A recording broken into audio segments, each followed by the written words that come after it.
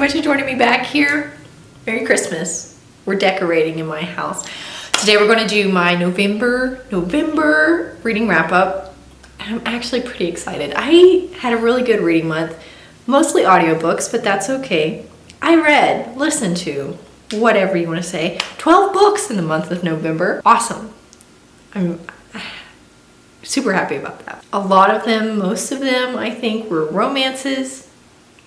That's just what I've been reading this year, mostly. I need to read a fantasy. I've kind of been itching for a fantasy.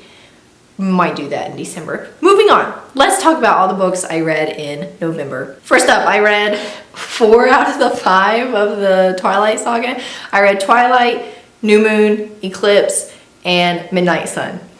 I didn't read Breaking Dawn because my husband and I started watching the movies together. He's never seen them before. So I talked him into watching them with me. And by the time I got through Eclipse, the audiobook, we had already finished both of the Breaking Dawn movies. And so I wasn't really itching to reread that book specifically because we had already finished all the movies.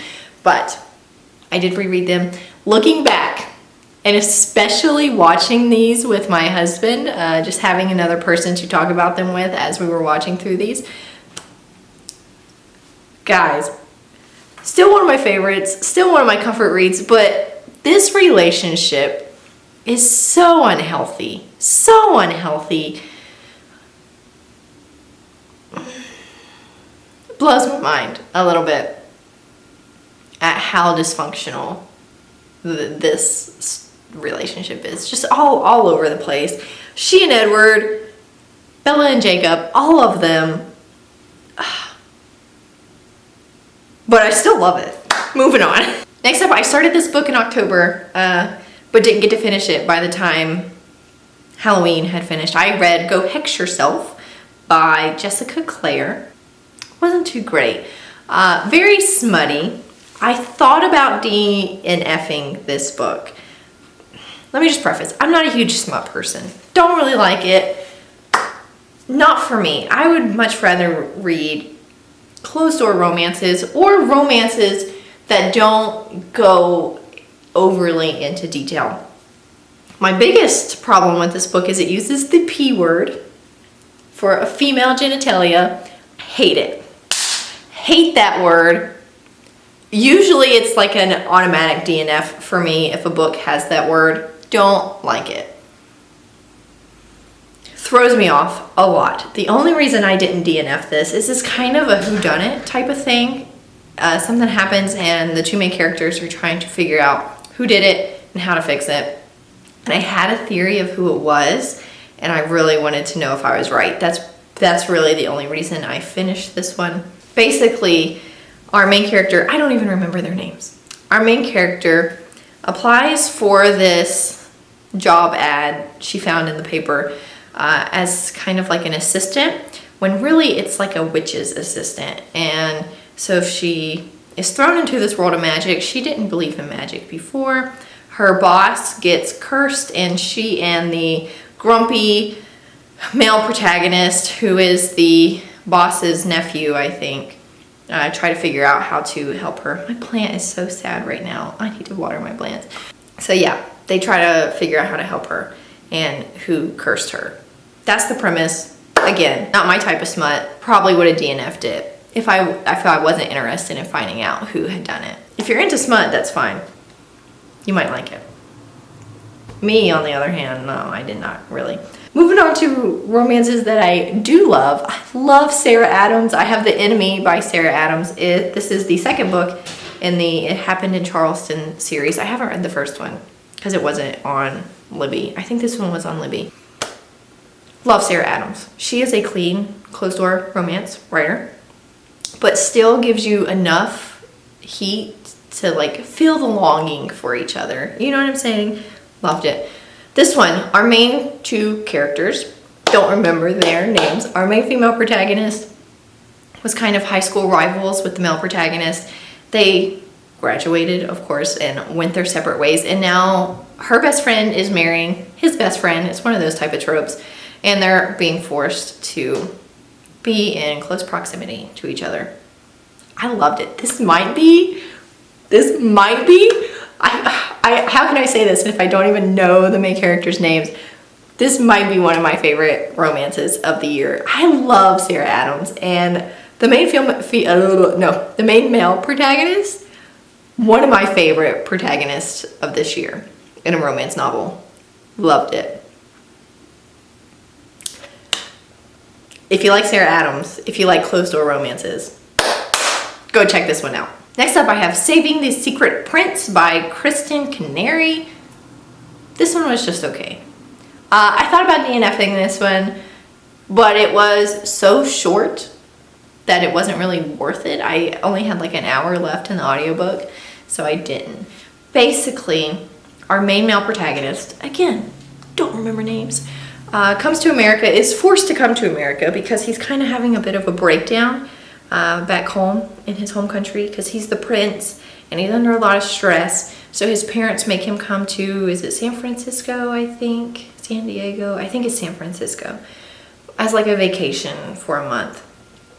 And while he's there, he's on the phone, he's about to walk out in traffic, and this girl comes over and she tackles him and saves him, and they end up kind of working together. She doesn't want him to pay her hospital bills, but because of her concussion that she got in this, she's forced to take off from work.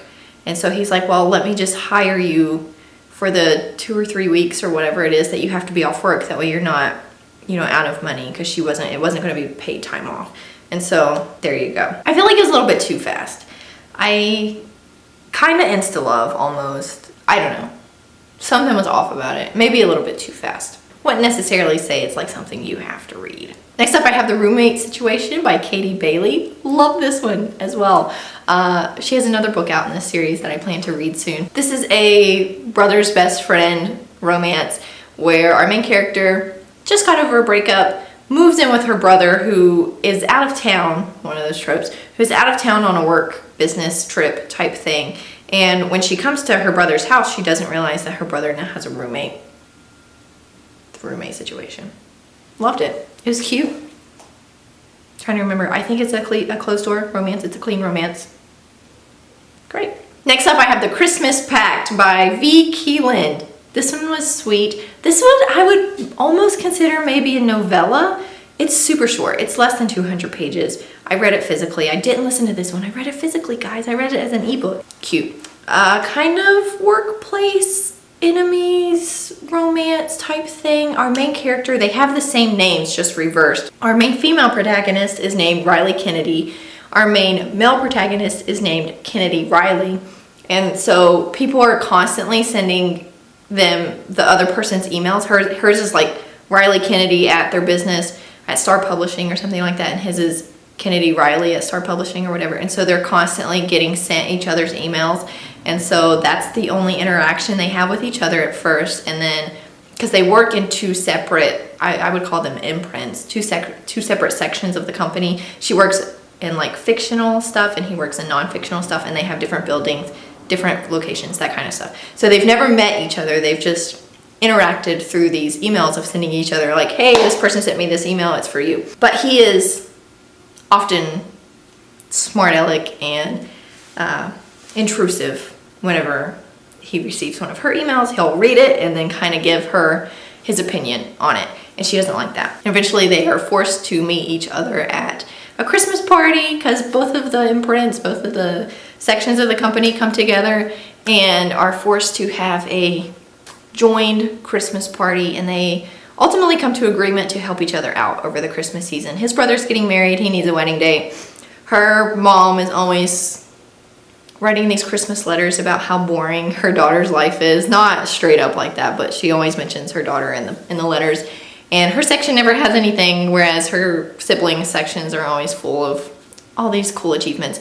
If she needs something to impress her mom, so they agree to be each other's Christmas dates.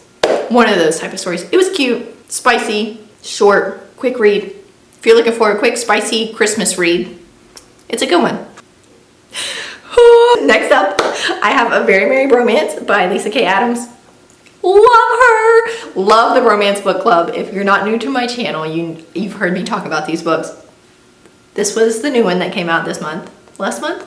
Excellent. Okay, so I put my hold on Libby because I love listening to the audiobooks for these. Andrew Iden is an excellent like male narrator for these audiobooks. Love them. So I wanted to listen to the audiobook, put my hold on Libby, and it said like 14 weeks or something like that. I was like, dang, I really wanted to read this before Christmas. And it's just so fast. It's so good that I guess everyone is kind of listening to it faster. So I got my hold in like 2 weeks. It was great. I listened to it in like 2 days.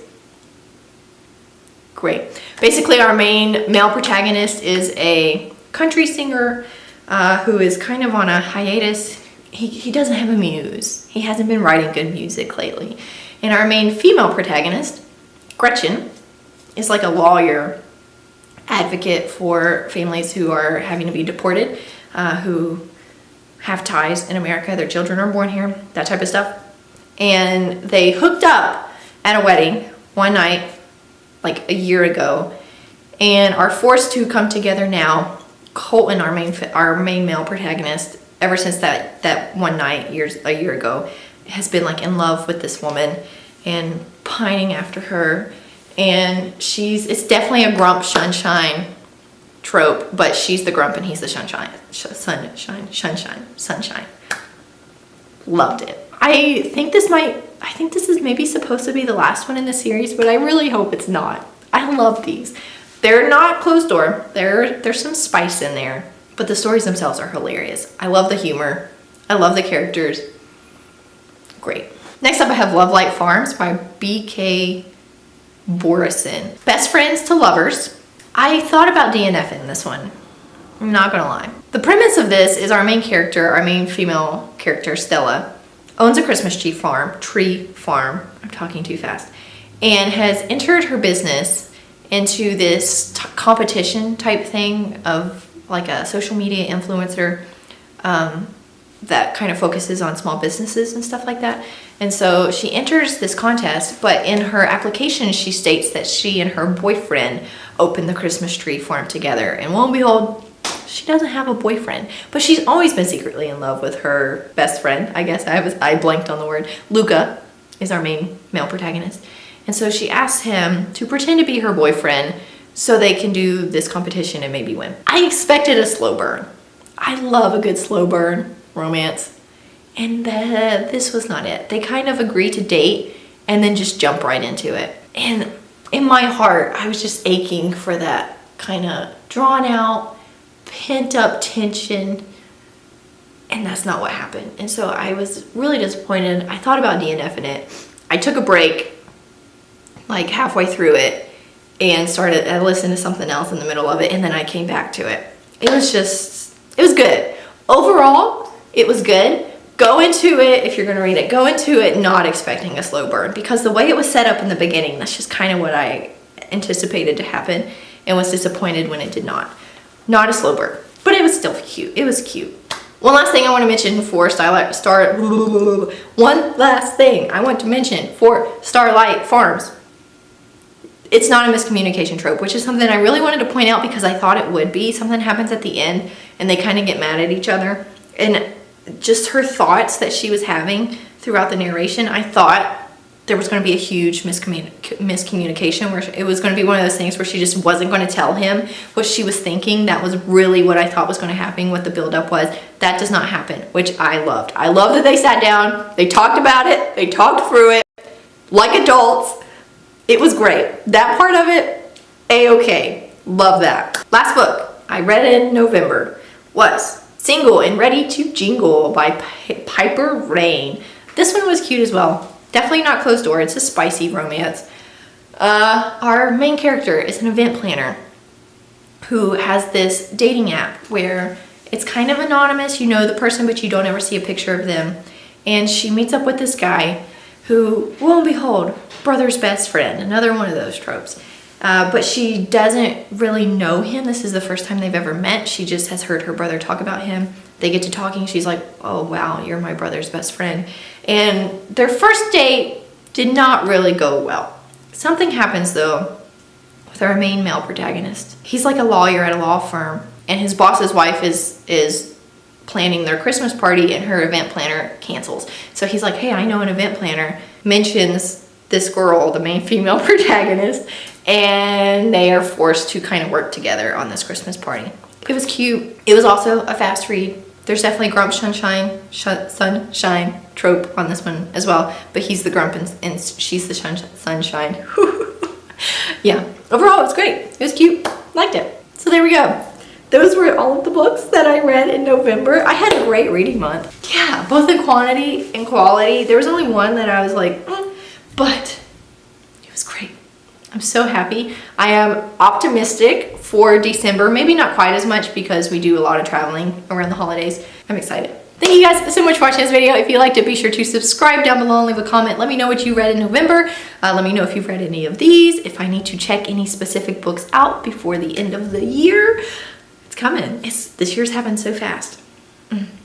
You guys are awesome. I am so thankful for you. Merry Christmas. Have a good holiday season.